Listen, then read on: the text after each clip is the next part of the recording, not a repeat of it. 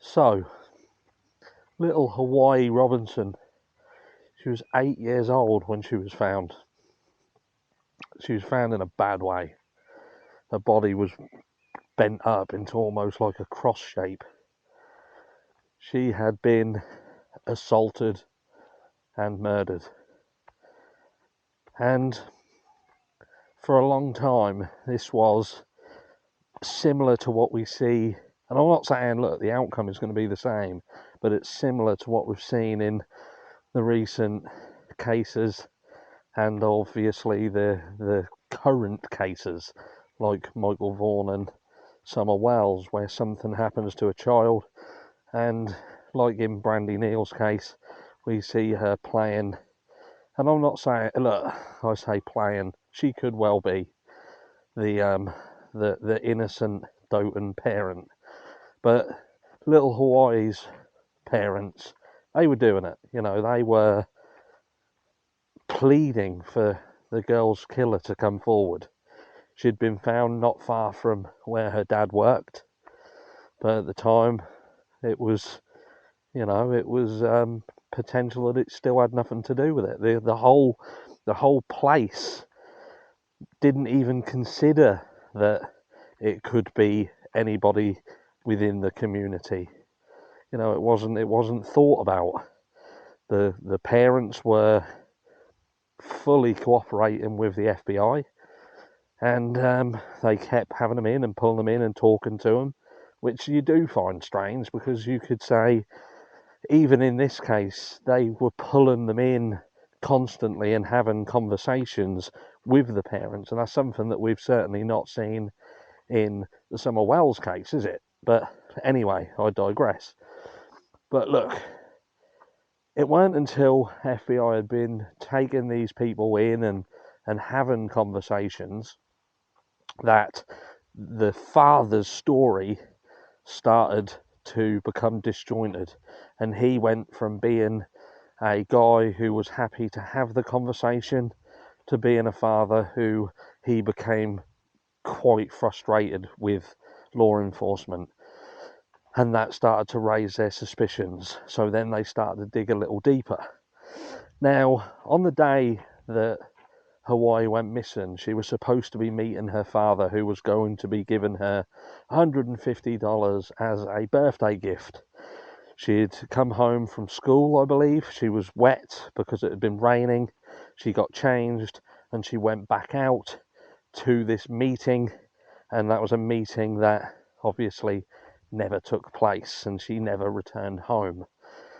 Now, the FBI, once the father started to become frustrated with the fact that they were asking to talk again and again, because they wanted to obviously get to the bottom of the story, they then got a warrant for CCTV footage within the property where he was living, and they found on this footage, or within this footage, he had a pair of pants in his hand that he didn't want. It was as if he didn't want to get these pants on his body. And it was noted that when they searched the property, originally these were not found, so they'd been disposed of. They also had CCTV footage on the day that Hiawayi went missing of a red SUV, and it transpired that on this particular day, her father, he had been indeed driving a red SUV matching this description. And they searched this vehicle and they ended up finding a clear bead. Now, the relevance to this clear bead is because when the body of Hiawayi was found, she had beads in her braids. They were clear little beads, and this bead obviously matched that was found in this SUV. Now, he pled his innocence down to the ground. It eventually went to a grand jury, and it took a while. I believe the case actually originated in 2014, and I don't think it was until 2017 that he was eventually found guilty of, well, the murder and some other things that were involved in that. I don't want to go into too graphic detail, but yeah, he ended up getting 100 years, but he still protested his innocence. And did you know that after he was sentenced to 100 years for this, he turned around and he said, and this was his words, "Don't worry, I'll be back." He's since appealed. I believe it was 2020 was his last appeal, and it got turned down. But it just proves that, look, at the time that this case was going off, nobody would have considered the father to be guilty. He played the part of the distraught father perfectly. He fooled everybody, absolutely everybody. And yeah, it happens, guys.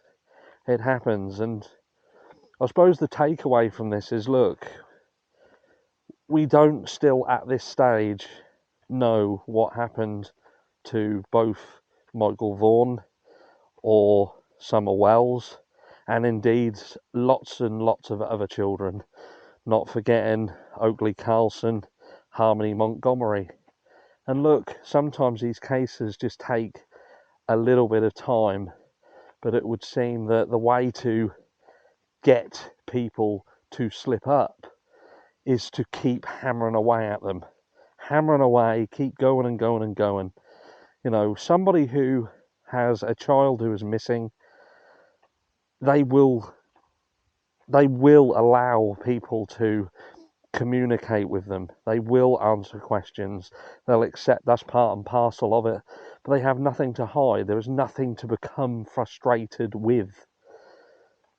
And I think if law enforcement are not going to do it, then, you know, we shouldn't take the pressure off. We shouldn't stop talking about these cases. We should keep going and going and going and keeping them at the forefront of everyone's minds. Because who knows, one day it might just be the day where the questions, the badgering, the constant going on and on and on is the day that the people or person has just had enough and they slip up and they get caught. Take care, everyone. I'll see you all in the next one.